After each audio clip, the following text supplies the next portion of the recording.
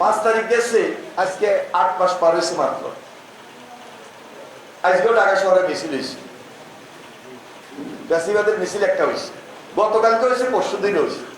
হঠাৎ করে জটিকা মিছিল করে দর্দি ফালায়।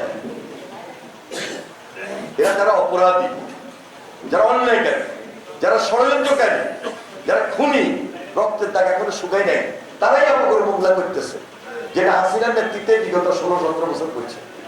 তারা জনশত্রু ছিল, এরা গণশত্রু ছিল বলে পালিয়ে গেছে। হাসিনা পালাই গেছে ঠিকই, কিন্তু হাসিনার অর্থ পালাই নেই। সবাইকে গ্রেফতার করা সম্ভব হয়েছে?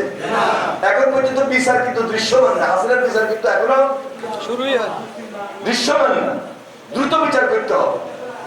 হাসিনার পরিবারের যারা এই দুঃশাসন দুর্নীতির সঙ্গে জড়িত, যারা ইউনিয়ন পর্যায়ে, ওয়ার্ড পর্যায়ে গডফাদার হিসাবে চিহ্নিত থেকে মানুষের অত্যাচার, নির্যাতন, দুঃশাসন তৈরি করছিল, তাদের বিচারও দৃশ্যমান করতে হবে। তাহলে একদিকে আমাদের জনগণের স্পষ্ট বক্তব্য হলো আমরা দৃশ্যমান দ্রুত বিচার দেখতে চাই, আরেকদিকে হলো সংস্কার দেখতে চাই। নির্বাচনের জন্য সংস্কার খুব জরুরি না? এবং বিচার প্রক্রিয়ার মধ্য দিয়া